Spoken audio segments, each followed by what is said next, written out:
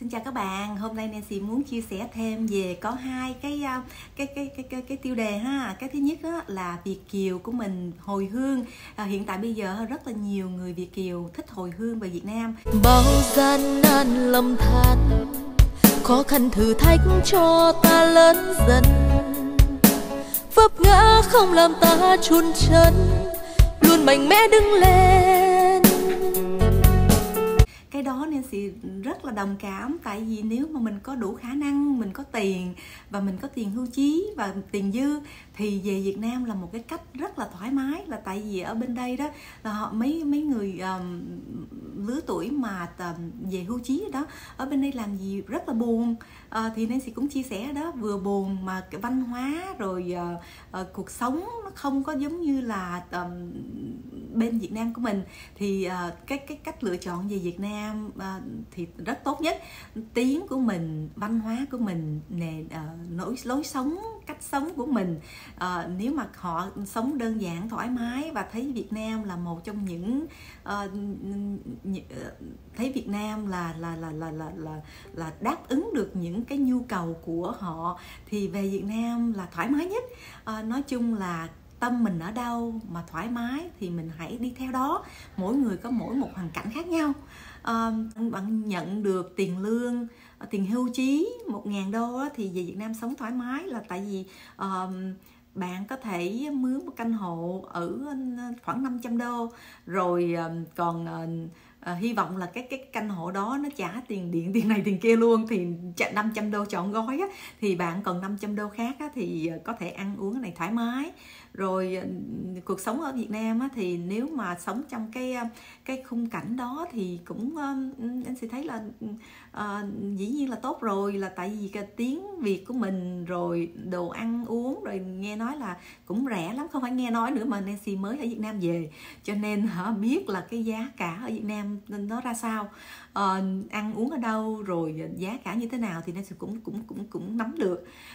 Vả lại là nhưng mà cái mà Nancy thấy là rất là đắt đỏ là đi lại ở Việt Nam á, là nếu mà mình về bển á, chẳng lẽ mình đâu có biết chạy xe trong một thời gian đầu tiên thì mình không có xe để chạy, thì trong cái tiền 500 đô còn lại á, thì mình phải tính là cái tiền di chuyển đi đây đi kia thì hết bao nhiêu rồi. Trời ơi, Nancy thấy là Nancy chỉ có điểm rất là nhiều, tại vì về bển thì Nancy đâu có biết lái xe đâu.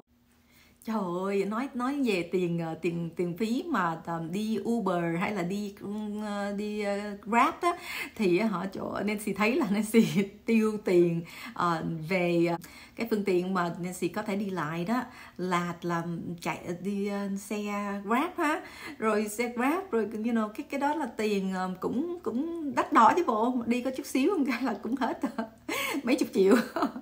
Nói chung là thì bạn thì thấy không, cái cuộc sống tùy theo mình suy nghĩ. Mà Nancy thấy là ở Việt Nam làm sao mà đồ ăn rồi này kia, nếu mà mình ngay ở ngay chỗ mà nó thuận tiện á, thì mình không có cần phải mất chi phí đi lại nhiều, thì có thể dùng cái số tiền đó để ăn uống nó thoải mái.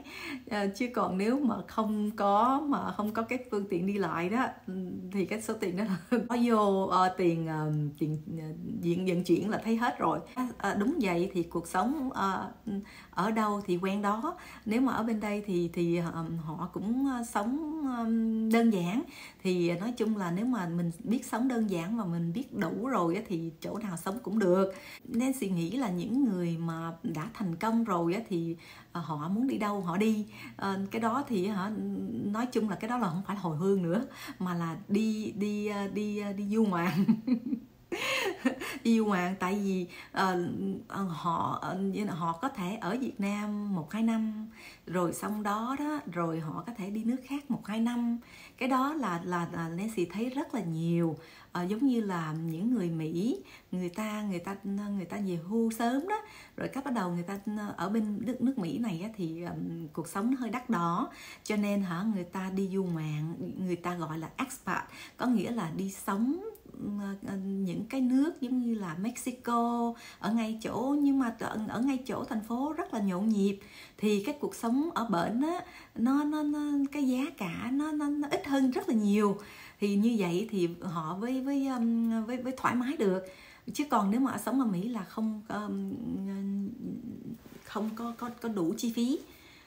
Giống như là người Việt của mình cũng vậy, nếu mà có đủ có tiền hưu mà khoảng chừng 800 tới 1.500 thì mà cuộc sống đơn giản á, thì sống ở bên Việt Nam thì thoải mái hơn rất là nhiều. Về cái phần thứ hai là bây giờ tại sao nếu mà Việt Nam sống như vậy, sống tốt như vậy, sống thoải mái như vậy, thì tại sao phải bỏ tiền ra 100.000 đô hoặc là 120.000 đô để qua Mỹ làm chi?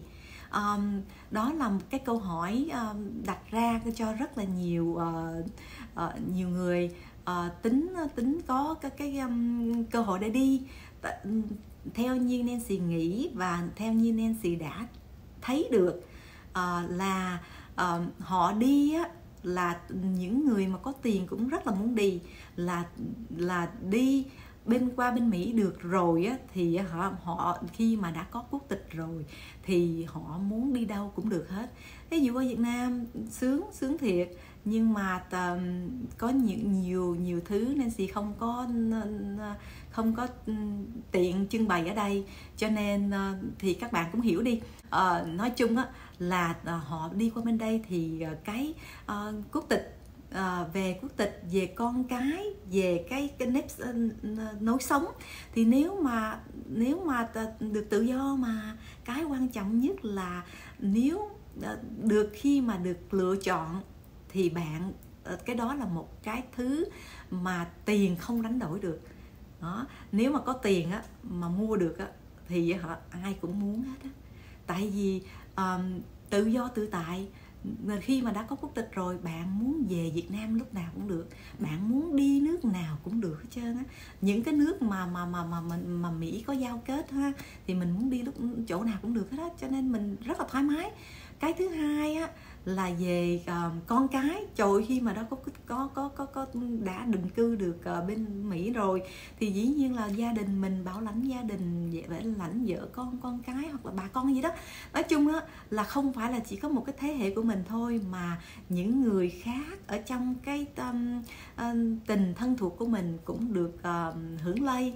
Thì cái đó là một cái đánh đổi rất là đã.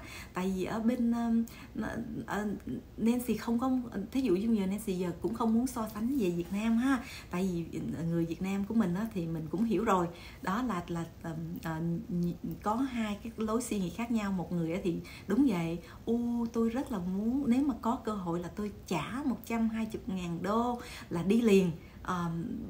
Bất kỳ cái ra sao tôi cũng chấp nhận. Còn một bên thì là tại sao ngu vậy, ở Việt Nam sống thoải mái như vậy, có tiền 120.000 đô, tương đương với lại 2,8 tỷ Việt Nam luôn. Thì cái Nancy thấy nhiều bài viết hoặc là nhiều người phản hồi nói là bây giờ ở Việt Nam rất là sướng, rất là thoải mái. Thì thôi, bỏ cái số tiền đó trong nhà băng, sống thoải mái hơn. Tại sao mà phải suy nghĩ đi ra ngoài, nước ngoài làm gì cho nó mệt. Nhưng mà cái lối suy nghĩ đó là đối với Nancy nghĩ là cái lối suy nghĩ đó tạm thời thôi.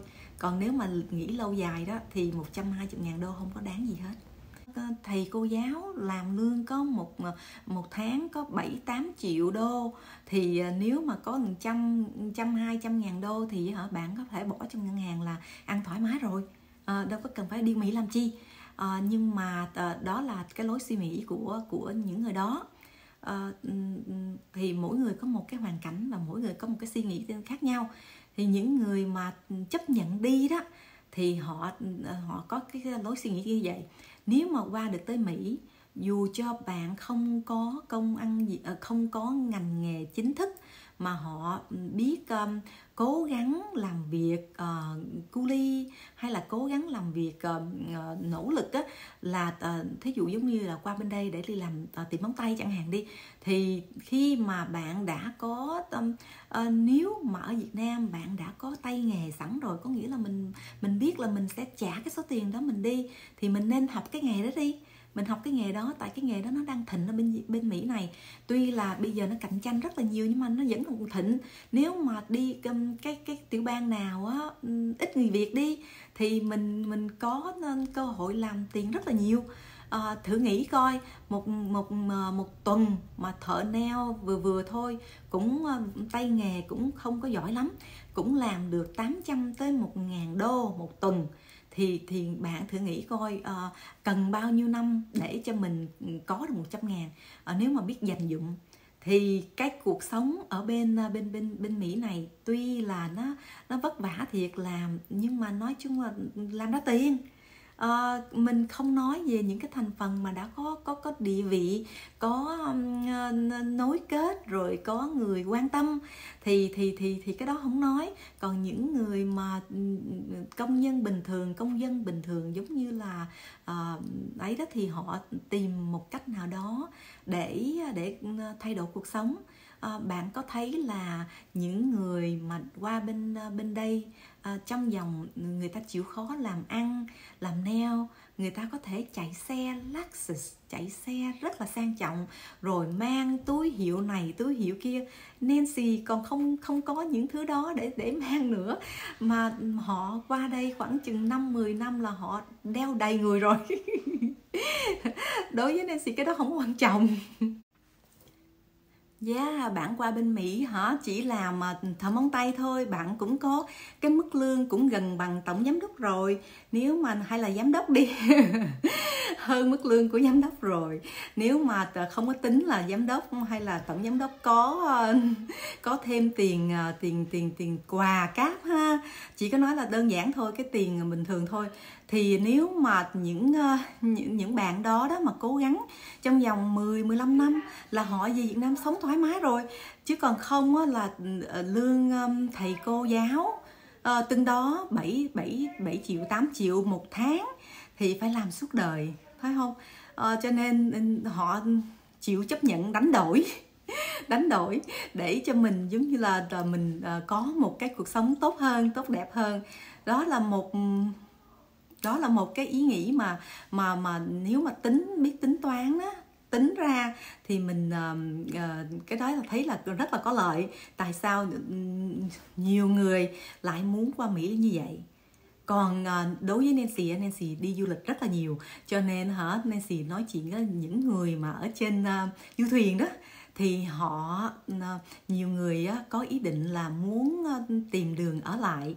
Thì ở lại thì nói chung là tại sao dân nào thích ở lại nhất là dân Ấn Độ, Philippines, là nói chung là Ấn Độ, Philippines là nhiều, là tại vì ở trên du thuyền những bạn đó là họ có cái nguyên một cái đường lối nối kết với nhau để lên trên du thuyền làm.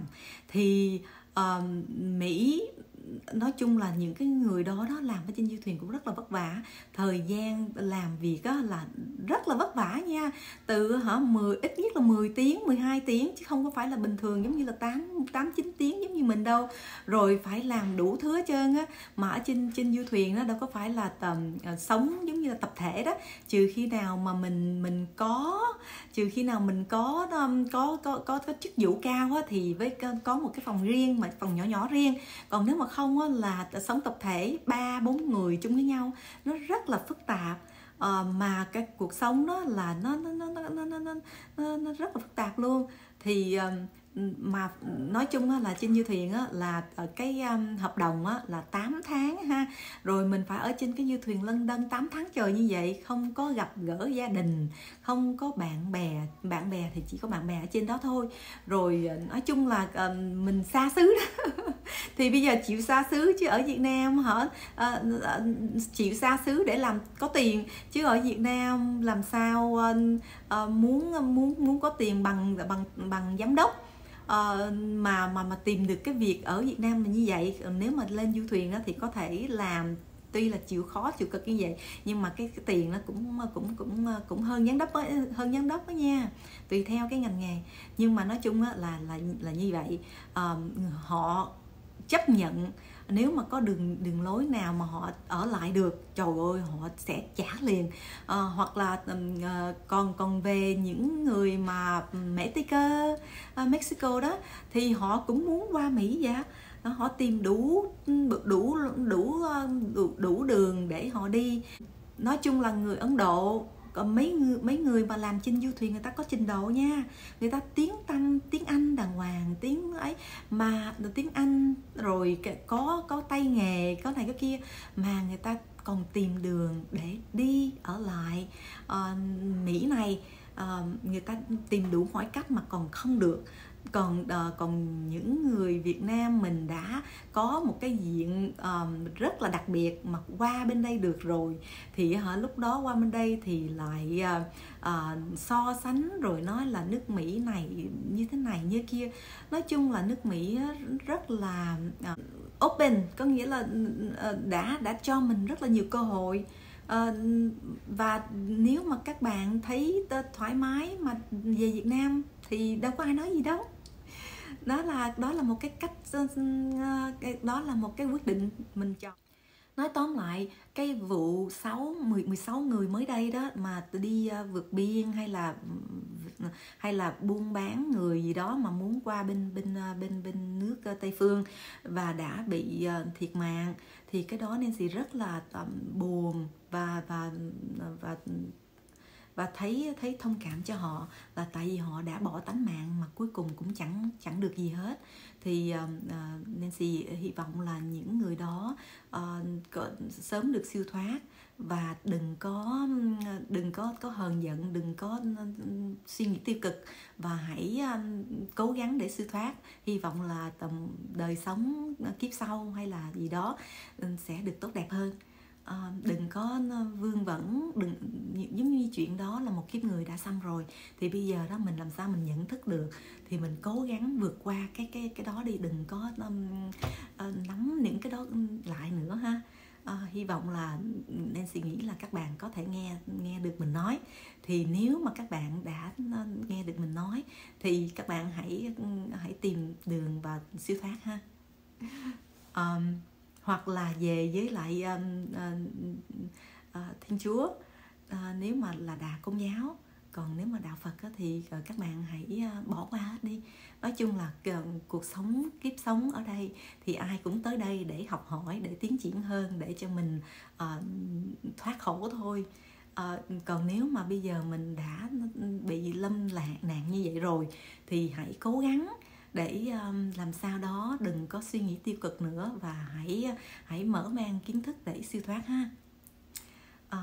Còn về mà giống như là nói tóm lại, không phải là chỉ có người Việt mình không.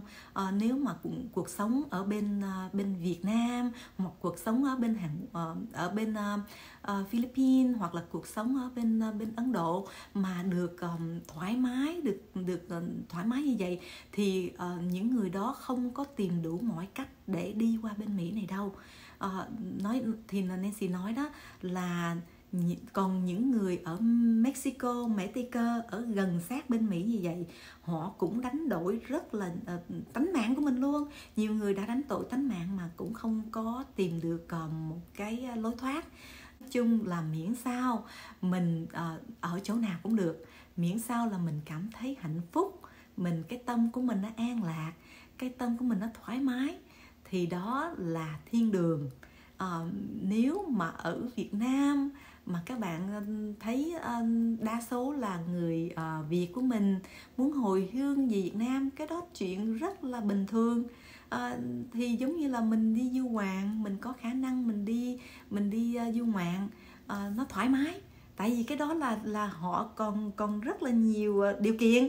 Họ muốn ở Việt Nam một thời gian mà không thích là họ về Mỹ, họ có lựa chọn mà. Nói tóm lại, lựa chọn là của mình ha, miễn sao là mình lựa chọn cái nào đó nó thoải mái với cái tâm trạng của mình và tới cái lối sống của mình là sao cũng được. tại vì mỗi người có một cái quan niệm sống, cái nếp sống, cái nề sống gì đó, là mỗi người có một cái lựa chọn, và cái lựa chọn cuối cùng là làm sao cho mình vui vẻ, thoải mái. Thì nói chung là sống đâu cũng được thôi. Tóm lại, cảm ơn các bạn đã đón xem. Nếu thấy hay thì hãy đăng ký kênh của Nancy nhé.